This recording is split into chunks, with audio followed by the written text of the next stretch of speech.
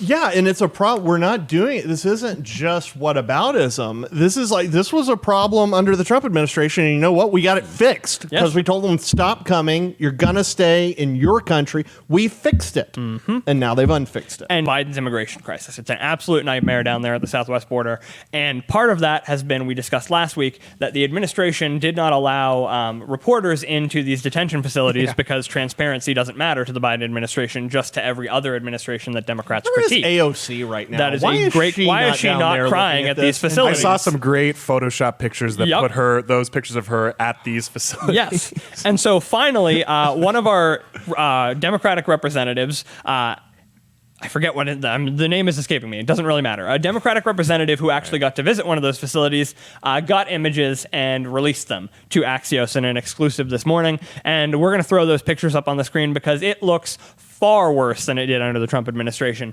So exclusive photos from inside a U.S. Customs and Border Protection temporary overflow facility in Donna, Texas, reveal the crowded makeshift conditions at the border as the government's longer-term child shelters and family detention centers fill up. I think we have a second picture here that's going to zoom in a little bit closer on some of those that we'll show you as well. We spoke about the Donna facility last week. We're talking about a facility that is 700% capacity, 729% capacity. Children are being held long past the 72-hour holding period, some to 10 days, according to certain reports. And we've discussed this pretty much ad nauseum because the left discussed it ad nauseum under the Trump administration. Far better conditions. They spoke about it for far more time, and now they don't want to talk about far worse conditions with the same urgency.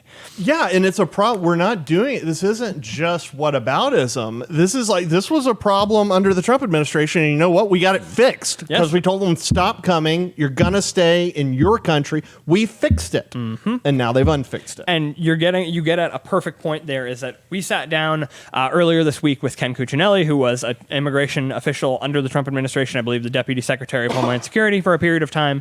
And we spoke to him, and that's essentially what he got at, was that the idea of comprehensive immigration reform is a joke. The idea of taking an issue that has plagued the United States for literally 200 years, we've been discussing immigration in this country. We are a nation of immigrants. We've discussed it constantly. So taking that broad issue that has had millions and millions of solutions that were piecemeal and didn't really work and resulted in new problems, taking that and solving it in one bill is a joke. And so we need a patchwork is essentially what we discussed.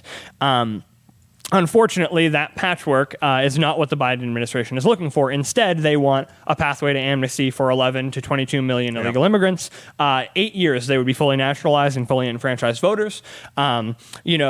And all those things are coupled with the fact that legal immigration, they want to make the system easier. We've discussed that on the show as well.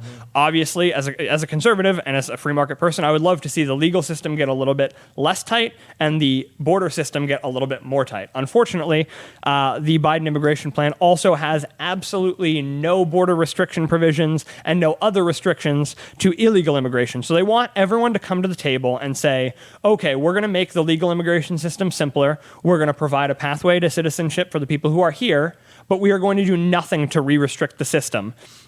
And so what I want to ask you guys is, we've seen a lot of different kind of discussions of how this should go, whether Republicans should come to the table and try to negotiate and make a better plan for comprehensive immigration reform, whether they should just try to see this bill killed with a filibuster.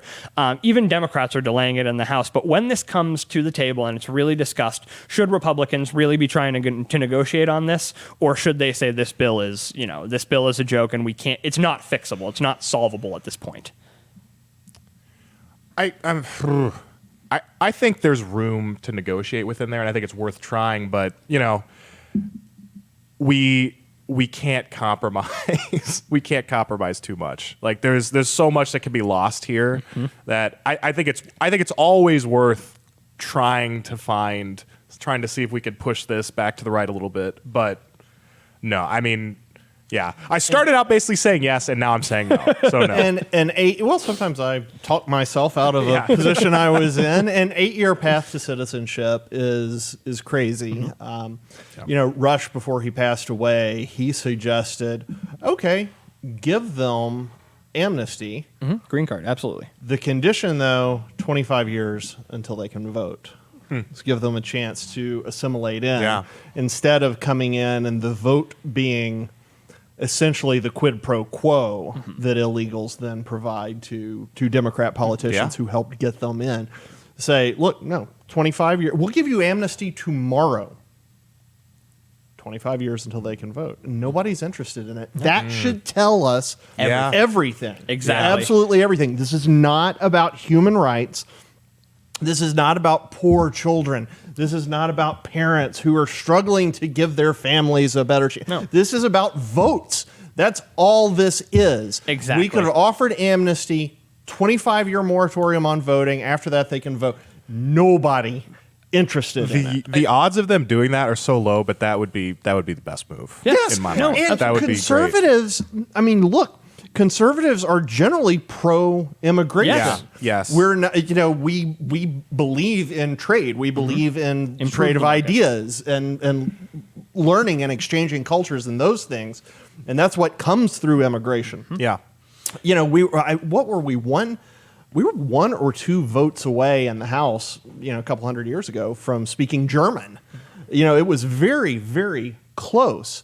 We are a country of immigrants, and conservatives are pro-immigration, but we've got to do it the right way. And this idea that you just get them in just so they can vote is absurd, and it's so unfair to them. When you watch that video of the traffickers getting the people out of the van, swimming across, there's no telling what happened to the women on that trip. On the trip, There's exactly. no telling.